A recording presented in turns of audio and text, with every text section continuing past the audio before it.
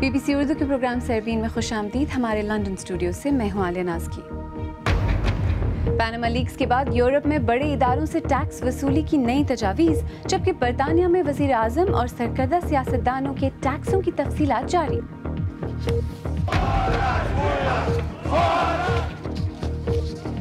Brazil میں اقتصادی اعداد و شمار میں ہیرا پھیری پر صدر دلما روزیف کو پارلیمانی مواخذے کا سامنا.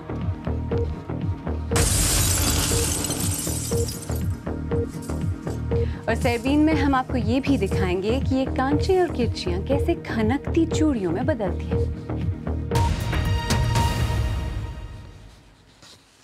پاناما پیپرز کے اجرا سے شروع ہونے والے تنازع نے ٹیکس ادائیگی پر دنیا بھر میں ایک نئی بحث چھیڑ دی ہے.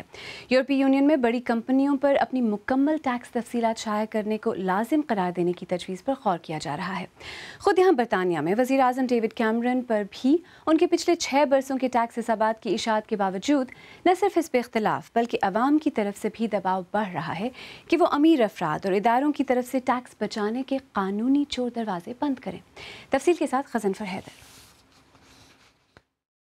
ٹیکس ادائیگی کے معاملات کو عموماً نجی سمجھا جاتا ہے، لیکن پاناما لیکس کے بعد خاص طور پر سیاستدانوں کے لیے صورتحال اب مختلف ہو گئی ہے. شدید تنقید اور سیاسی دباؤ کے بعد برطانوی وزیر خزانہ جارج آسبرن نے اپنی ٹیکس ادائیگی کی تفصیلات شائع کی ہیں، اور لیبر پارٹی کے حزب اختلاف کے قائد جیرمی کوربن نے بھی اپنی ٹیکس تفصیلات جاری کی ہیں. لندن کے میئر بورس جانسن بھی آگے آئے اور ان کی ٹیکس دستاویزات سے معلوم ہوا کہ انہوں نے 2.5 لاکھ پاؤنڈ سے زیادہ کا منافع کمایا. برطانوی پارلیمنٹ بلڈنگ سے چند ہی قدم کے فاصلے پر ٹیکس کی باقاعدہ ادائیگی کرنے والے عام لوگوں کا اس بارے میں موقف کچھ یوں ہے. سیاستدانوں کو چاہیے کہ وہ اپنی ٹیکس ادائیگی کی تفصیلات شائع کریں. اس سے لوگوں کی زبانیں بھی بند ہوں گی اور اس طرح معاملات شفاف رہیں گے. آپ کو اپنے نجی معاملات خود تک محدود رکھنے کا حق ہونا چاہیے. برطانوی وزیر اعظم کہتے ہیں کہ دستاویزات کو شائع کرنے کے معاملے کو لازمی قرار دینے پر غور و فکر کرنی چاہیے. میرے خیال میں یہ ہمارے ملک کے لیے ایک بہت بڑا اقدام ہوگا اور اس پر باقاعدہ غور و فکر کرنے کی ضرورت ہے. یہ ایک ایسا اقدام ہے جس کے حق میں نہیں ہوں. دنیا بھر میں سیاستدانوں کے لیے ٹیکس ادائیگی کی تفصیلات کے قوانین مختلف ہیں. امریکی سیاستدانوں پر نجی آمدنی کا انکشاف تو لازم ہے، لیکن ٹیکس ادائیگی کی تفصیلات بتانا ضروری نہیں. جبکہ ناروے میں ٹیکس ادائیگی کی تفصیلات شائع کرنا نہ صرف سیاستدانوں پر بلکہ عوام کے لیے بھی لازمی ہے. فرانس میں یہ سیاستدانوں کا نجی معاملہ ہے اور وہاں نجی ٹیکس ادائیگی کے حوالے سے کوئی بھی تفصیل شائع نہیں کی جاتی. اور جہاں تک پاکستان کا تعلق ہے تو وہاں سیاستدانوں کے لیے اثاثوں کے گوشوارے الیکشن کمیشن کے پاس جمع کروانا لازمی ہے، لیکن ان گوشواروں کی تصدیق کا کوئی نظام موجود نہیں ہے. لیکن سمندر پار قائم ٹیکس بچانے کی ان پناہ گاہوں کے گرد شروع ہونے والی یہ بحث اب سیاستدانوں اور ان کی آمدن پر آ کر رک گئی ہے. ملک کی عام عوام اب یہ برداشت نہیں کرے گی. انہیں انصاف چاہیے. وہ چاہتے ہیں کہ امیر سیاستدان اپنا ٹیکس ادا کریں جس طرح عوام محنت کر کے اپنا ٹیکس ادا کرتی ہے. اس انسان نے عوام کو اتنا نقصان پہنچایا ہے جتنا کسی نے نہیں پہنچایا. اس نے لوگوں کے بجائے اپنے مفادات پر توجہ دی ہے اور اپنی جیب گرم کی ہے. میں اب بھی اسے مشکوک دیو کا نام دوں گا. پیسے اور سیاست کا جب بھی ملاپ ہوتا ہے نتیجہ ہر بار شک و شبہات سے بھرا ہوتا ہے، لیکن اب کی بار اس میں عام عوام کی بھی آمیزش ہو گئی ہے. برطانوی وزیر اعظم اور دیگر دنیا کے لیے آنے والے حالات کون سی کروٹ لیں گے، اس کا ہمیں اب انتظار ہی کرنا ہوگا. Ghazanfar Haider, BBC news. اور اسی تناظر میں پاکستان کی صورتحال پر بات کرنے کے لیے اس وقت اسلام آباد سے میرے ساتھ براہ راست موجود ہیں BBC پاکستان کے ایڈیٹر ہارون رشید. ہارون، برطانیہ میں پارلیمنٹ میں بحث ہو رہی ہے، وزیر اعظم کو مشکوک تک کہہ دیا گیا. پاکستان میں بھی وزیر اعظم نواز شریف پر تنقید تو ہوئی ہے، لیکن پاکستان میں اس سارے معاملے پر بحث کا اصل موضوع اس وقت کیا ہے؟ عالیہ، اس پاناما لیکس میں کئی اہم شخصیات کے پاکستان میں نام سامنے آئے ہیں، لیکن جو اب تک بحث بظاہر نظر آ رہی ہے اس کا جو محور ہے وہ وزیر اعظم اور ان کے خاندان کے گرد زیادہ گھوم رہا ہے. جو حزب اختلاف کی جماعتیں ہیں انہوں نے بھی وزیر اعظم اور ان کے خاندان کو اپنی توپوں کا رخ اس طرف کیا ہوا ہے اور زیادہ ان کو تنقید کر رہے ہیں اور یہ سوال پوچھ رہے ہیں کہ کیا ان کو چاہیے تھا کہ اپنے بچوں کے جو آف شور کمپنیاں ہیں ان کے اثاثے ظاہر کرنے چاہیے تھے اور دوسرا سوال یہ بڑا پوچھا جا رہا ہے کہ وزیر اعظم کا خاندان یہ اتنا بڑی رقم جو ہے وہ ملک سے باہر کیسے لے کر گئے اور کب لے کر گئے. اب وزیر اعظم جو ہیں وہ نواز شریف کل لندن جا رہے ہیں اور کہا تو یہ جا رہا ہے کہ وہ طبی معائنے کے لیے جا رہے ہیں, لیکن امکان یہ بھی ہے کہ وہاں پر وہ جو قانونی مشیر ہیں ان سے بھی اس بارے میں مشاورت کریں گے. اچھا ہارون, یورپ میں بڑے اداروں سے ٹیکس وصولی پر غور ہو رہا ہے. جو سیاستدان ہیں وہ ٹیکس ریٹرنز کی تفصیلات جاری کر رہے ہیں. پاکستان میں پریکٹیکلی یا عملی طور پر کچھ ہوتا نظر آ رہا ہے آپ کو؟ نہیں, افسوس تو یہی کیا جا سکتا ہے کہ جو ساری بحث ہے وہ صرف بحث تک ہی محدود ہے اور بات اس سے آگے نہیں بڑھ رہی ہے. اور جو چونکہ یہ سیاستدانوں کے گرد ہی گھوم رہی ہے اور انہی لوگوں نے آگے چل کے کوئی اگر قانون سازی کرنی ہے یا جو گوشوارے ہیں ان کی جانچ پڑتال کس طرح سے ہونا چاہیے, یہ طریقہ کار وضع کرنا ہے, تو اس پر بات نہیں ہو رہی. محض وزیر اعظم کو ٹارگٹ بنایا جا رہا ہے اور جو ایک سطحی قسم کی بحث تو ضرور ہو رہی ہے, لیکن جو زمین پہ اصل اقدامات چاہیے اس پر کوئی بھی بات زیادہ نہیں کر رہا.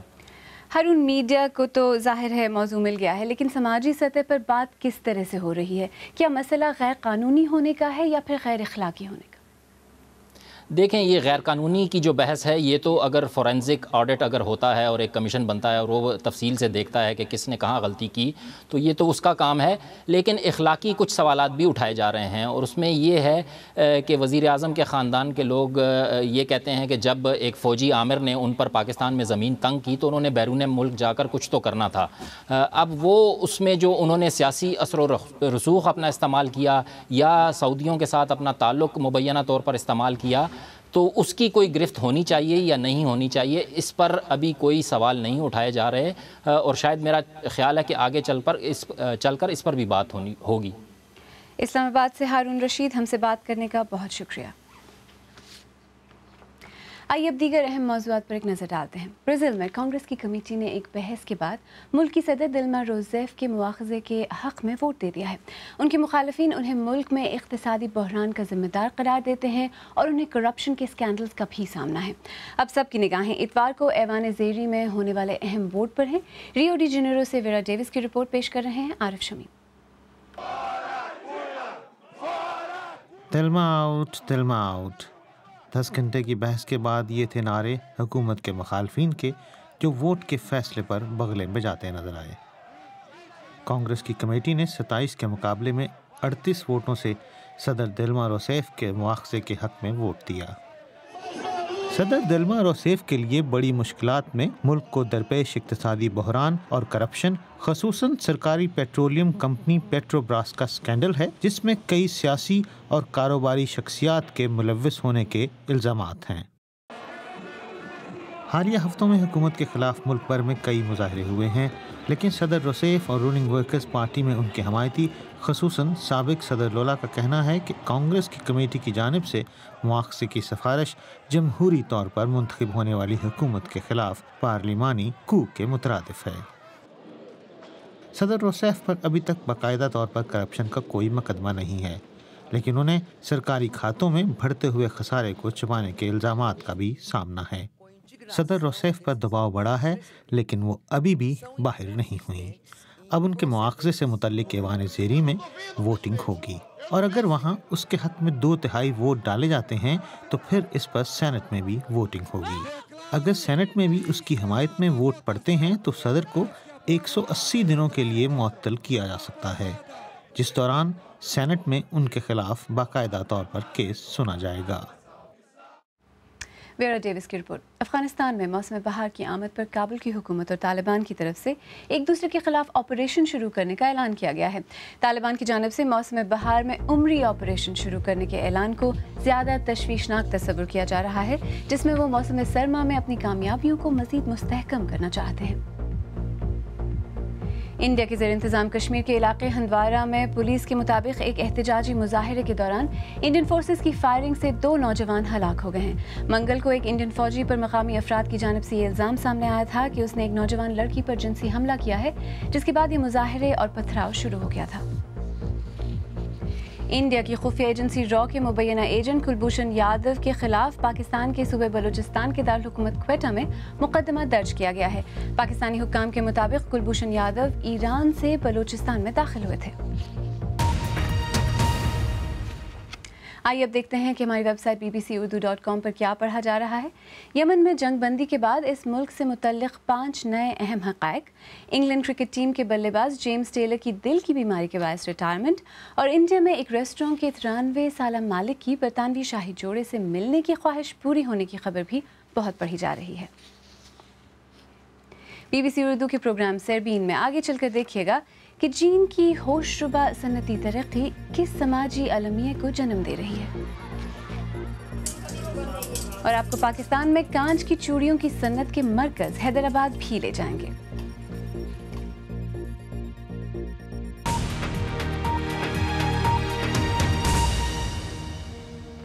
BBC اردو کے پروگرام سیربین میں ایک بار پھر خوش آمدید، میں ہوں عالیہ ناز کی۔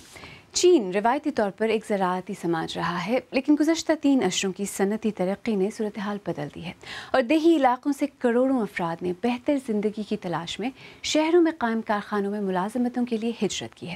اس کا ایک نتیجہ ان کروڑوں بچوں کی شکل میں نکلا ہے جنہیں کم تنخواہ پر فیکٹریوں میں کام کرنے والے ان کے والدین پیچھے چھوڑ جاتے ہیں اور کم ہی ان سے ملنے آ پاتے ہیں۔ جان سٹورز کی رپورٹ پیش کر رہے ہیں خالد کرامت۔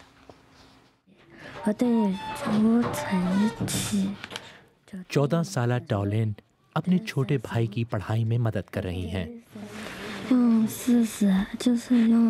وہ اپنے بھائی کے ساتھ اکیلی رہتی ہیں اور اس کا خیال رکھنے کے لیے اور کوئی ہے بھی تو نہیں۔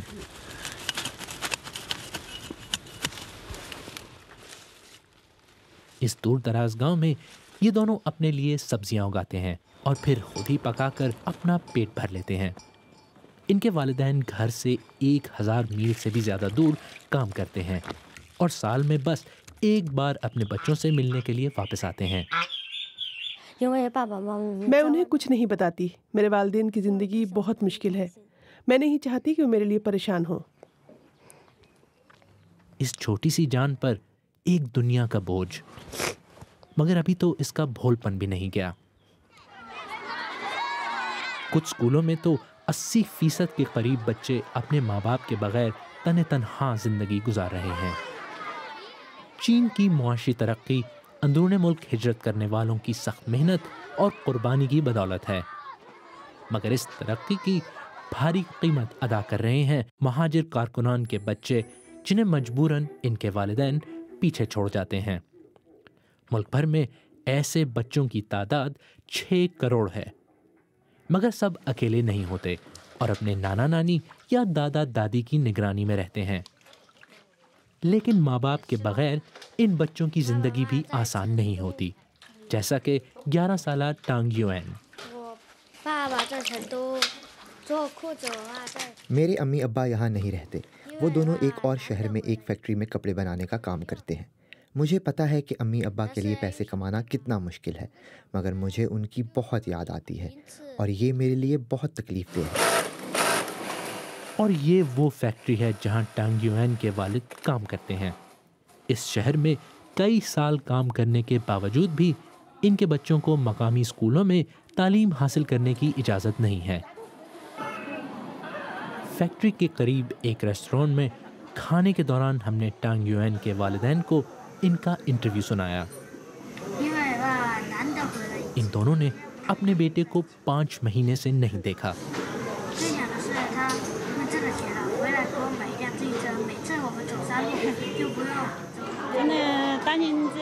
میں بہت پریشان ہوں کیونکہ میں اپنے بیٹے کے ساتھ نہیں ہوں، مجھے اس کی بہت فکر رہتی ہے۔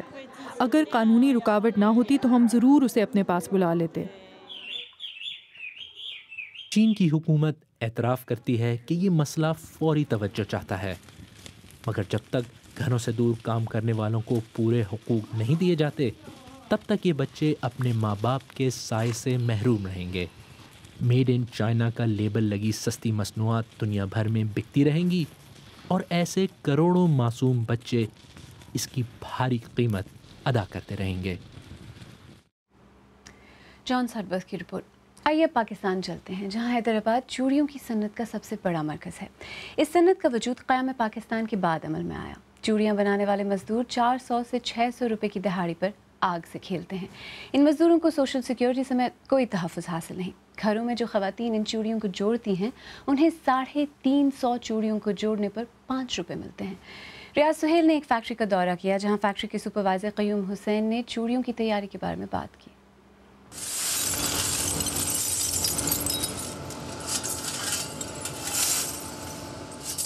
کانچ بنانے کا عمل شروع ہوتا ہے اس کا تو وہ 2 سے 3 دن لگتے ہیں ہمارے کو، وہ پھر تیار ہو جاتا ہے کانچ، اس کے بعد ہم پروڈکشن شروع کرتے ہیں۔ جس قسم کی چوڑی جس ڈیزائن کی ہمیں بنانی ہوتی ہے اس کے حساب سے جو ہے نا پھر وہ لوم والا ہے اس کو دیتے ہیں، وہ بناتا ہے،